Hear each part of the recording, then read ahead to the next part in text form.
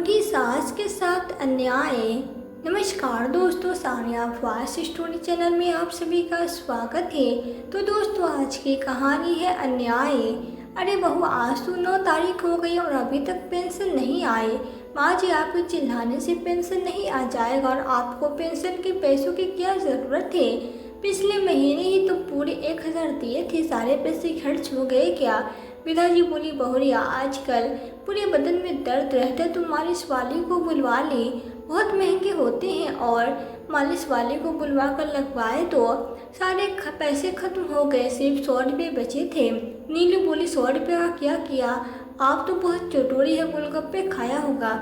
नहीं बहू, बंटी बहुत जिद कर रहा था तो मैंने अपने पोते को चिप्स के पैकेट मंगवा कर दे दिए। रहने दीजिए माँ जी, आपके बेफजूल खर्चों से आपका एटीएम मेरे पास है। एक महीने मैं रखती हूँ और दूसरे महीने बड़ी जेठानी जी रखती हैं और हम दोनों आपके खर्चे पर कंट्रोल किए रहते हैं, नहीं तो आप ऐसे पैसे लुटाती रहे।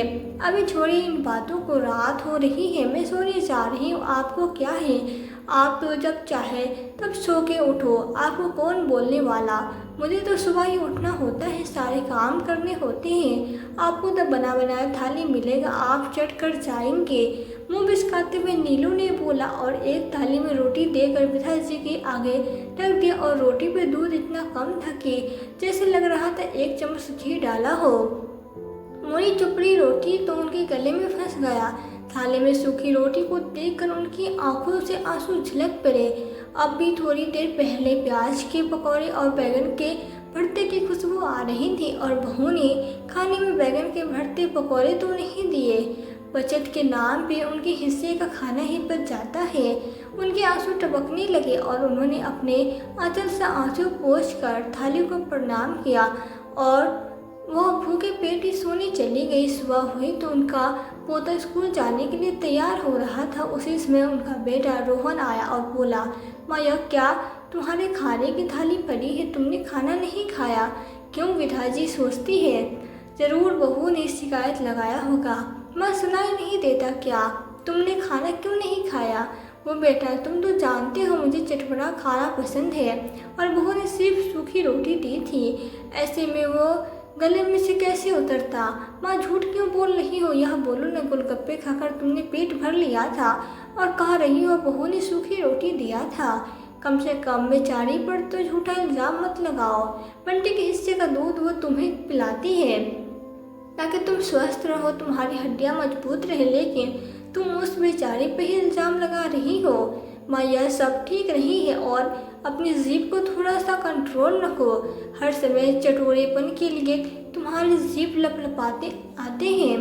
बीमार होगे तो बड़ी भाभी कहेगी तुम्हारे घर में बीमार हुई है, तुम सेवा करके भेजना, इसलिए अपनी उम्र का ध्यान में रखते हुए मुंह खोला करो, समझी माँ? पोता बंटी सब बातें सुन रहा था और समझ भी रहा था कि पापा दादी पर बेवजह चिल्ला रहे हैं क्योंकि उसने अपना पूरा दूध रात को पी के सोया था। माँ ने दादी को दूध पीने को नहीं दिया था। बंटी समझ रहा था कि माँ दादी को ठीक से खाना नहीं परोसा क्योंकि वो घर पर होता है तो सब देखता है, पर अगर वो सुबह सुबह अपने पापा से कुछ बोलता उसके पापा उसको ही उल्टा डांटते। वो चुपचाप स्कूल चला गया और विधाजी अपने बेटे से शिकायत करना नहीं चाहती थी क्योंकि बहू हमेशा बात को बढ़ा चढ़ा कर बेटे के कान भरती रहती थी क्योंकि रात को बंटी ने एक ही गोलगप्पे खिलाया था। बेटा भी पत्नी के इशारों पर नाचता था। उसकी पत्नी माँ को कैसे दुख दर्द देती है उसे दिखाई नहीं देता। देखो माँ, नीलू ने कितनी समझदारी से घर संभाला है।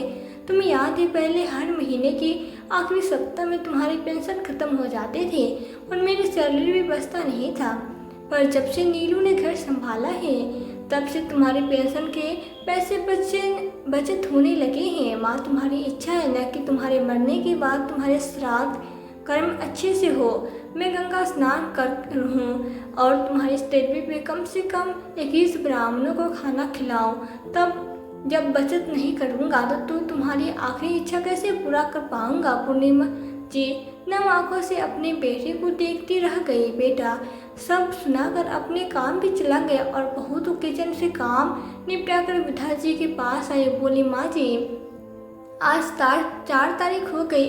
अब पेंशन बड़ी जेठानी जी रखेगी तो आप उनके पास चली जाइए, क्योंकि अब मैं पेंशन तो रखूँगी नहीं तो मैं क्यों आपका खाना बनाऊँ। पर बहू, मुझे बहुत तेज भूख लगी है।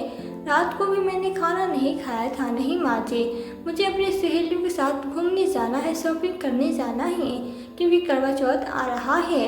अपने लिए लहंगा लेना है, इसलिए मेरे पास तो टाइम नहीं है।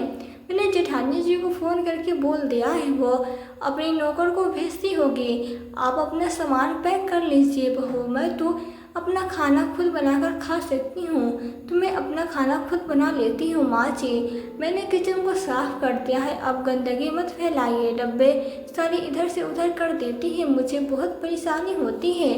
एक दिन तो आपने चीनी का पूरा डब्बा ही फर्श पे गिरा दिया, मेरे पूरे 50 के नुकसान हुए थे। और आज अगर आप खाना बनाएंगे तो एक आदमी का कितना खर्च पड़ जाएगा, तो इसलिए आप वही खा लीजिएगा। और मैंने तो 4 दिन एक्स्ट्रा रखा है, जेठानी जी की तरह नहीं कि 1 तारीख आए रोना धोना शुरू कर दे। माँ को ले जाओ, माँ जी को ले जाओ। ऐसा करिए माँ जी, आप बाहर पार्क में बैठकर वेट कर लीजिए, मुझे घर में ताला लगाना होगा। पार्क में बैठकर पिताजी सोच रही थी कि इस बार पेंशन के पैसे मेरे हाथ में नहीं आए। बहू हर बार पेंशन के पैसे निकालती है, कुछ ना कुछ खर्च करने के लिए मुझको देती है, पर इस बार क्यों नहीं दिए। पूरे बदन में दर्द रहता है, मालिश वाली को भी बुला नहीं पाते, दवा भी खत्म हो रखा है, और मुझे अपने पति का श्राद्ध भी करना है। पैसे नहीं होंगे तो मैं श्राद्ध कैसे करूँगी। छोटी बहू ने से बोलूँगी तो बोलेगी कि बड़ी बहू को बोल, बड़ी बहू से बोलेंगे तो कहेंगी छोटी से क्यों नहीं मांगे। और छोटी बहू तो वैसे भी 4 दिन एक्स्ट्रा रखकर 400 बार जता चुकी है। विदा जी को अपने ही घर में पराये जैसा फील हो रहा था।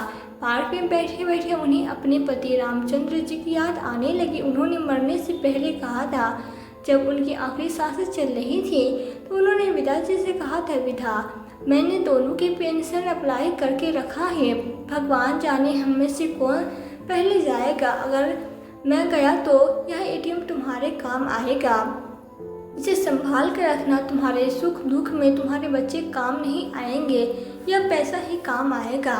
जब भी ज़रूरत पड़ी अपने मन की साग सब्जी खाना। तुम्हें गोलगप्पा खाना बहुत पसंद है ना, उसे खाना, और मन करे तो मंदिर में थोड़ा बहुत दान कर देना। और किसी पर्व त्यौहार में अपने पोते पोतियों को हाथ में भेंट स्वरूप कुछ रख देना। हाँ, पेंशन के पैसे बहुत ज़्यादा तो नहीं होंगे, पर इतना ज़रूर होगा कि तुम्हें बेटों के सामने हाथ फैलाने की ज़रूरत नहीं पड़ेगी। मेरे जाने के बाद उम्र का हवाला देखकर निराश मत होना, अपनी आंखें खुली रखना, नहीं तो आजकल के बेटी बहू का कोई भरोसा नहीं है, कब तुम्हारा पैसा तुम्हीं से छीनकर तुमको कंगाल बना दे। तुम्हें पता भी नहीं चलेगा। कितना सही कहा था उन्होंने, जाते जाते मुझे कितना सीख देकर गए थे।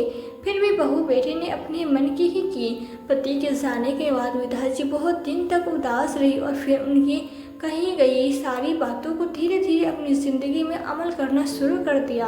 अपने एटीएम खुद रखती थी, पर एक दिन जीवन प्रमाण पत्र बैंक में जमा करना भूल गई तो उनका पेंशन समय पे नहीं आया, रुक गया। उसकी वजह से दोनों बेटों को घर के खर्च संभालने पड़ रहे थे। बेटा बोलता है, मैं क्यों करूं खर्च माँ पर। छोटा बेटा बोलता है, मेरे हाथ में तंग है। दोनों में लड़ाई झगड़ा होने लगे। पति के जाने का गम था, ऊपर से परिवार में रोज झगड़े से मनमुटाव से विधा जी की तबीयत खराब होने लगी। दोनों बेटों को खर्च करना पड़ा तो उनकी हालत खराब भी हो रही थी। हर छोटी छोटी बातों पे माँ घर में कलह होने लगी। एक गिलास दूध का भी हिसाब होने लगा।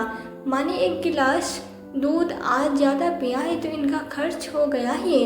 बहुत ताना मारने लगे कि बच्चे दूध नहीं पी पाते हैं, तारा दूध आप पीती हैं। माँ जी, एक दिन उनका छोटा बेटा रोहन बोला, आप फिजूल खर्च करती इसलिए आपके अकाउंट में कुछ पैसे नहीं बचते। आप पेंशन के पैसे कहाँ खर्च करती हैं? आपकी दवाई का खर्च करो कि बेटे के ट्यूशन पर खर्च करो। बंटी यह बात सुनकर वो अपने पापा से बोलता है, पापा पहले दादी को दवा दिलवाओ, मुझे ट्यूशन नहीं पढ़ना है, मैं तो बड़ा हो गया हूँ, मैं अपने से पढ़ाई कर लूँगा।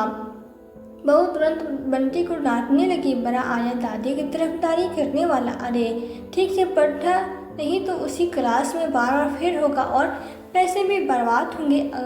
अगल से दोनों बेटों की बातों से विधायक जी का दिल टूट गया। एक छोटी सी नौकरी में रामचंद्र जी ने अपने दोनों बेटों को पढ़ाया, औकात से ज़्यादा हर सुख सुविधाएं दी, जो मांगा उससे पहले ला कर दिया। फिर भी आज एक माँ जिसके पति की पेंशन के पैसे भी आते हैं, फिर भी उनका खर्च दोनों भाइयों के लिए भारी पड़ रहा था। पिताजी जी मन ही मन सोचते हैं, जो पेंशन के पैसे खर्च करके अपने पसंद की सब्जी लाती हूँ तो पूरे परिवार वालों की सब्जी का खर्च कम होता है।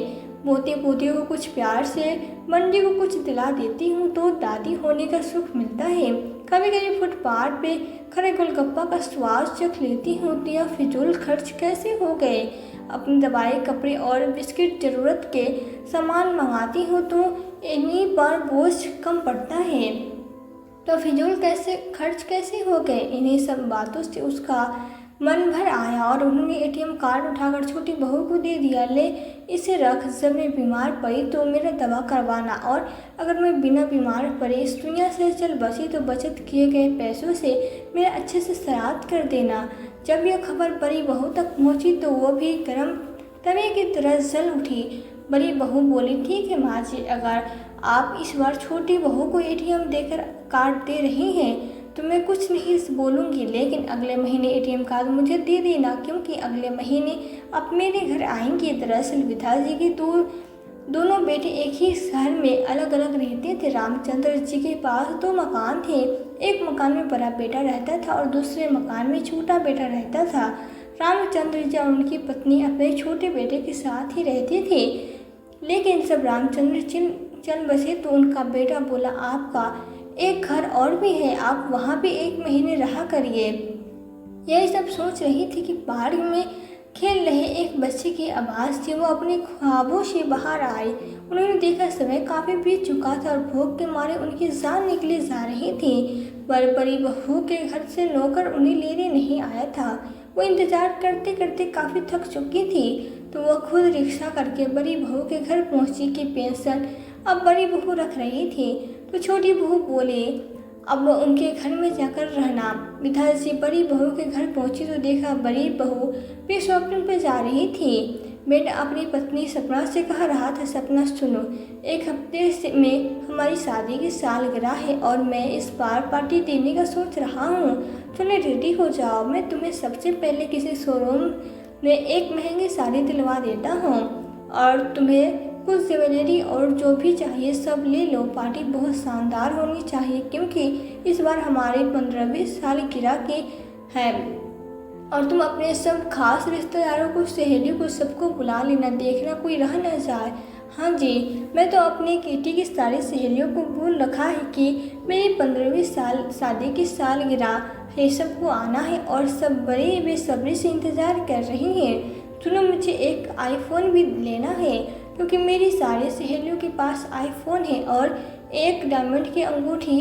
इस बार तुम मुझे शादी की सालगिरह पर यही गिफ्ट कर देना। हाँ काजल, क्यों नहीं।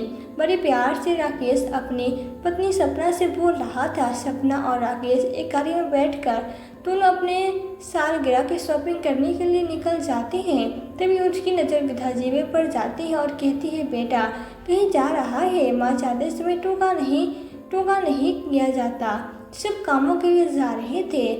अब आई हो तो अंदर जाओ, मैं शॉपिंग करने जा रहा हूँ। पर बहू, मैंने तो कुछ खाया नहीं। माँ जी देख लेना, किचन में कुछ बचा होगा तो खा लेना, हर समय पेट लिए फिरती हो। अब हमें जाने तो हमारा रास्ता मत काटो। इतना सुनकर बेटे बहू शॉपिंग पे चले गए। शॉपिंग से जब लौटे तो बेटी बहू एक दूसरे को अपना शॉपिंग दिखाकर खूब हंस रहे थे। देखिए जी, यह साड़ी मुझ पर कितनी जच रही है। हाँ, आज ही किसी दुल्हन से कम नहीं लगती हो। सपना तभी विधासी ने अपनी बात रखी, बेटा मुझे अपने पति के श्राद्ध के लिए कुछ ज़रूरत सामान खरीदना है, क्योंकि 11 तारीख को उनका श्राद्ध है। बड़ा बेटा राकेश बोला, माँ आप भूल रही हैं, 11 तारीख को हमारी शादी की सालगिरह है, इसलिए कोई श्राद्ध उस दिन नहीं मनाया जाएगा।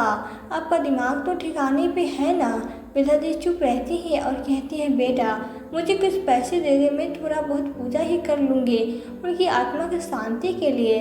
मेरे पति की आखिरी इच्छा थी कि जब वो ना रहे तो उनके श्राद्ध में गरीबों को अन्न वस्त्र दान में दिए जाए उनके नाम पर, ताकि उनकी आत्मा को शांति मिले। माँ जी, खाने के तो जुगाड़ हो ही नहीं पाते हैं और आप अपना लंबा लिस्ट बता रही हो, गरीबों को बांटोगी?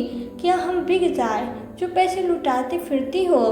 क्या हमने बैंक खोल रखा है जो निकाल निकाल कर आपको पैसे देते रहे? विधा जी सोचती है कि बहू के पास सालगिरह मनाने के लिए, दिखावा करने के लिए पैसे हैं और पिता के श्राद्ध के लिए तो पैसे नहीं हैं, पर वो बेटे के सामने जुबान खोल नहीं पाती है। सपना मुंह बनाते हुए बोली, फालतू चीज़ों के लिए हमारे पास पैसे नहीं हैं। तभी उनका पोता बंटी दरवाजे पर खड़ा सब सुन लेता है और विधा जी से कहता है, दादी अब बिना बताए मुझे छोड़कर यहाँ चली आए। मुझे घर में अच्छा नहीं लग रहा, न घर में मम्मी है न पापा है, और आप रहती तो मुझे अच्छा लगता है। और कस कर दादी को गले लगा लेता है। अरे बंटी, तू बिना बताए यहाँ चला आया, तेरी माँ परेशान होती होगी। बड़ी माँ अब दादी को श्राद्ध के लिए पैसे क्यों नहीं देती? बंटी बोला, दादी को क्यों तंग करती है? सपना गुस्से में बोली, चल जा अंदर, अपने बड़े भाई से खेल, बच्चे बड़ों के बीच में ना पड़े तो अच्छा रहता होगा। बंटी करता भी क्या, वो अंदर चला गया। आखिर सिर्फ 10 साल का बच्चा कितना बोलता। सपना की बेटी दीपक से खेलने लग गया और विधा जी भी अपने लिए कभी आवाज़ नहीं उठाती थी, बस कौ की तरह सबकी बातें सुनती रहती। चुपचाप एक एक महीने बड़े बेटी के घर और दूसरे महीने छोटे बेटे के घर जाती है और एटीएम कार्ड भी एक महीने बड़ा बेटा उपयोग करता है और दूसरे महीने छोटा बेटा उपयोग करता है।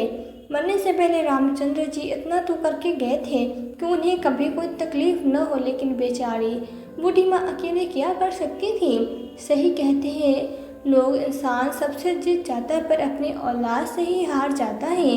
बड़ी हिम्मत करके विधा जी कहती है, ठीक है बहू, तुम्हें पैसे नहीं देने तो मत दो, लेकिन मेरे पति के पेंशन तो आते हैं ना, मैं उन पैसों से शांत कर लूँगी और उनकी ज़रूरत की पूजा के सामान और साथ में गरीबों को देने के लिए कंबल ले आऊँगी। पर माँ जी, जब एटीएम कार्ड आपको मिलेंगे तब न लाएंगे? अरे आप पर भी तो खर्च करते हैं हम, 2 वक्त की रोटी फ्री में नहीं आती है माँ जी, और जो यह अभी 1 कप चाय पी रही है ना, दूध भी महंगा हो चला है। मैं तो आपको 2 टाइम चाय देती हूँ और नीलू तो आपको 1 कप चाय के लिए भी तंग कर देती है। मेरे सामने ही वो दूध में पानी ज़्यादा मिलाकर आपको चाय बनाकर दिया था। क्यों माँ जी, सच कह रही हूँ ना? कि नहीं। एक सांस में सपना सब बोलने लगी और अपने यूनिवर्सिटी की तैयारी करने में जुट गई और दोस्तों मेहमानों को फ़ोन लगाकर हंस हंस कर दावत दिया, जैसे मानो शादी की पहली सालगिरह मनाई जा रही हो। और ससुर के पहले श्राद्ध के लिए न उसके पास टाइम है और न पैसे, और जो पैसे ससुर छोड़कर भी गए हैं, पेंशन के पैसों पर दोनों बहू बेटी ने जबरन कब्जा कर लिया है। 1 हफ्ते बाद शादी की सालगिरह आ गई और नीलू की अपने बेटे बंटी और पति रोहन के साथ पहुंचती है और कहती है, बधाई हो जेठानी से, आपको सालगिरह की बहुत बहुत बधाई हो, और उसके हाथ में एक बड़ा सा बुक्के पकड़ा देती है। जेठानी जी में सोच रही थी, अगले साल शादी की सालगिरह की पार्टी दूँ किसी बड़े रेस्टोरेंट में। हाँ नीलू, कर लेना, पहले आज मेरी पार्टी तो एंजॉय कर। अपने हाथ को घुमाते हुए बार बार सपना बोलती है उसे अपनी हीरे की अंगूठी को जो दिखाना था।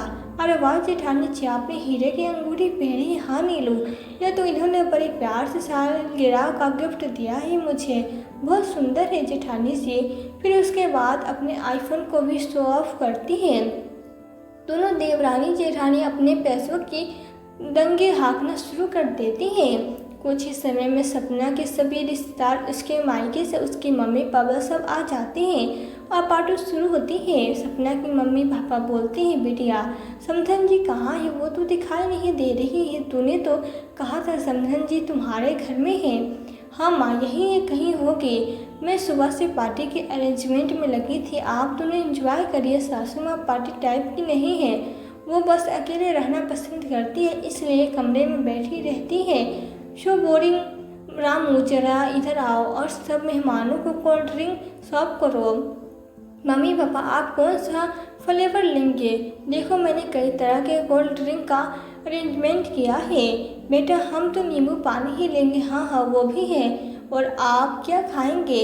यहाँ बहुत सी वैरायटी के खाने हैं। शहर के अच्छे हलवाई से बनवाया है। ठीक है बेटा, हम खा लेंगे, तो हमारी चिंता मत कर। बाकी के मेहमानों को देख। सपना तो बार बार दिखावा कर रही थी कि सालगिरह की पार्टी में सब कुछ अच्छे से अरेंज करवाया है, शहर के अच्छे हलवाई से खाना बनवाया है।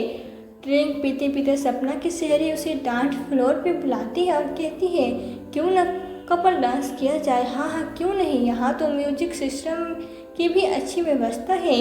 सपना ताली बजाकर कहती है, सुनो रामू, म्यूजिक सिस्टम ऑन कर दो। जैसे म्यूजिक सिस्टम ऑन करने रामू जाता है, तभी पंडित जी के मंत्र उच्चारण का जोर जोर से आवाज़ आने लगता है। वो तेज तेज मंत्र उच्चारण करके हवन करते हैं और पूरा पार्टी हॉल धुएं से भर जाता है। सपना यह सब देखकर परेशान हो जाती है। सपना की सहेली कहती है, वाह सपना, धुएं की भी व्यवस्था की है, कहीं आग लग गया है क्या? और सब सहेलियाँ सपना का मजाक उड़ाने लगती है। सपना हॉल के बगल वाले कमरे में जाती है तो देखती सासू माँ अपने पति का श्राद्ध कर रही है और पंडित जी मंत्र जाप कर रहे हैं और वहाँ पर बंटी बैठा हुआ है और वो पार्टी में नहीं आया। उसका बड़ा बेटा दीपक भी उसी के साथ है। नीलू यह देखती है तो उसका भी खून खौल जाता है। सपना कहती है, माँ जी, आपकी हिम्मत कैसे हुई? मैंने मना किया था ना, श्राद्ध नहीं होगा। आपने सब मेहमानों के सामने मेरी नाक कटवा दी। मैंने कहा था आपके पति को मेरे सालगिरह वाले दिन मरने को, तो क्या मैं उनकी वजह से कभी पार्टी नहीं कर सकती? विधा जी तो कुछ नहीं बोलती। बहुत हो गया आपका तमाशा, यह सब अब बंद करिए। और सारा सामान पूजा का बौखला कर फेंकने लगती है। विधा जी डर के मारे सहम गई, आंसू पर आंसू बहाए जा रही थी और अपने पति की फोटो को सीने से चिपकाते हुए रो रही थी। पंडित जी बिना कुछ कहे वापस घर चले जाते हैं और सपना वापस से पार्टी हॉल में चली जाती है। पोटा बंटी अपनी दादी के बहती आंसू को पोंछता है, उनको शांत करवाता है, फिर कहता है, पता है दादी, आज स्कूल में क्या पढ़ाई हुई? क्या हुआ पढ़ाई बेटा? बंटी कहता है, आज हमारे स्कूल में मोटिवेशन क्लास थी। टीचर समझा रहे थे, गीता में लिखा है, अन्याय सहना अन्याय से ज़्यादा बड़ा पाप है।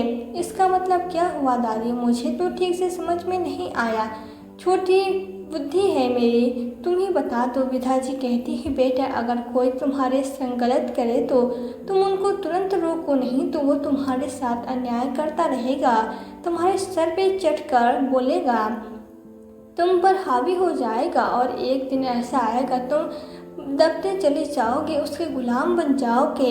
यही तो मैं भी आपको कब से समझा रहा हूँ दादी, आप क्यों सहती हैं? पापा और चाचा के अन्याय को उठिए और कुछ कर दिखाइए दादी, आपसे वो आए हैं, आप उनसे नहीं। छोटी सी बंटी ने दादी को बहुत बड़ा पाठ समझा दिया था और विधा जी में बहुत आत्मविश्वास भर उठा। अपने छोटे को छड़ी को उठाते हुए हॉल की तरफ तेज कदमों से गई और अपनी बहू को सबके सामने पीटने लगी कि तुम्हारी हिम्मत कैसे हुई आज घर में पार्टी रखने की, जब मैंने बोला मेरे पति का श्राद्ध है, मुझे श्राद्ध करवाना है। माँ जी, आप मुझ में हाथ उठा रही अपनी बड़ी बहू पर। अरे कैसी बहू, तुम दोनों ने अपनी असली औकात दिखा दी और मेरी इज्जत को नीलाम कर दिया। तो मैं भी अब अपने में आ गई हूँ। अगर तुम दोनों मेरे पेंशन के एटीएम कार्ड वापस नहीं किया, फिर देखो तुम्हारी खैर नहीं। यह जो महंगे महंगे अंगूठी और आईफोन का दिखावा कर रही हो, यह सब मेरे पेंशन के पैसे से ही तुमने बनाए हैं। और मैं अपने पति के श्राद्ध के लिए एक कंबल नहीं बांट सकती। जिस घर में तुम दोनों बड़ी आलीशान से रह रही हो ना, कब छीनकर गरीबों को दान कर दूंगी, तुमको सड़क पे ला दूंगी, पता भी नहीं चलेगा। सपना, नीलू और दोनों बेटे आज अपनी माँ का भयानक रूप देखकर बड़े सहम गए थे। माँ आपको किसने पाठ पढ़ाया है कि आज हमारे खिलाफ जाकर ऐसा कदम उठा रही है बेटा। वो तो शुक्र है बंटी का जिसने मेरी आँख खोल दी। जरा सोच, इस बच्चे ने जो इतनी बुद्धि है और तुम सब इतने बड़े होकर भी किस गलत रास्ते पे जा रही हो। मुझे तो वो तुम्हारी औकात नहीं लगती। तभी बंटी आता है और कहता है, माँ, पिताजी, बड़ी मम्मी, बड़े पापा, आप लोग दादी के संग इतना बुरा व्यवहार क्यों करते हो। दादी जी ने उनके लिए पेंशन के पैसे सुरक्षित रखा, घर में दिया कि उनको बुढ़ापे में तकलीफ न हो, तो आप किस हक से उनके पैसे खाते हैं। बड़ी मम्मी, आप दादा के श्राद्ध वाले दिन अपना सालगिरह मना रही हैं। अगर आपका बेटा दीपक आपके साथ यही हरकत करे तो आपको कैसा लगेगा। तभी दीपक भी आता है और कहता है, हाँ मम्मी, जब आप मर जाओगे और आपकी 13वीं होगी तो मैं अपने घर में ज़रूर पार्टी रखूँगा। क्यों माँ, सोच कर ही आपके पसीने छूट रहे हैं ना। सारे मेहमान खड़े खड़े या तमाशा देख रहे थे। तभी सपना की मम्मी आई, सबके गाल पर जोरदार तमाचा लगाया। मम्मी, आप भी अब शुरू हो गई बेटा। तुझे शर्म नहीं आती? तेरे ससुर ने तुझे इस घर की मालकिन बनाया और तू उन्हीं का श्राद्ध करने से पीछे हट रही है। क्या हमें अपने किए हुए पितरों का आशीर्वाद लेने से दूर रहना चाहिए। अरे जो कुछ भी आज तेरे पास है सब उनका ही दिया हुआ है। उन्हीं के आशीर्वाद से तू आगे बढ़ रही है और उन्हीं को भूल गई। समझा जी, मैं अपनी बेटी की तरफ से आपसे हाथ जोड़कर माफ़ी मांगती हूँ और अपनी बेटी से सारे रिश्ते तोड़ती हूँ। सपना उनके पैरों में गिर जाती है। नहीं माँ, मुझसे रिश्ता मत तोड़ना। मैं अब ऐसा नहीं करूँगी। अपनी सास का ध्यान रखूँगी, उनकी सेवा करूँगी।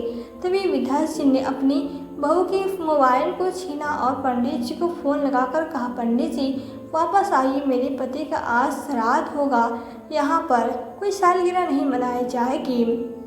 पंडित जी आते हैं और इस बार तो 11 पंडित जी आते हैं और सब मिलकर रामचंद्र जी का श्राद्ध करते हैं और बेटा बहुत सब शर्म से नजरें झुका लेते हैं। वह उपस्थित सारे मेहमान पिताजी के इस कदम की प्रशंसा करते हैं।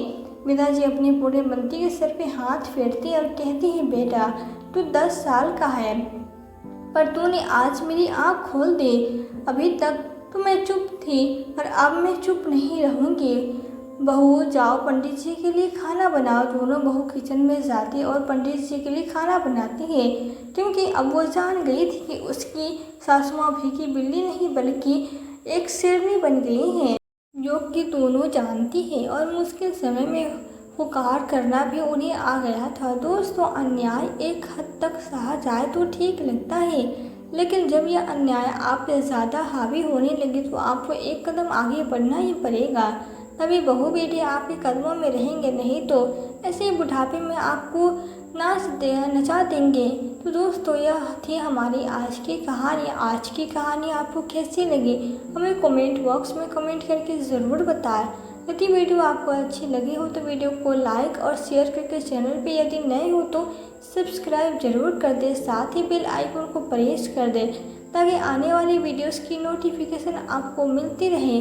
तो आज के लिए बस इतना ही। मिलती हूँ आपसे एक नई वीडियो में एक नई कहानी के साथ। कहानी में अंत तक बने रहने के लिए आपका दिल से बहुत बहुत धन्यवाद।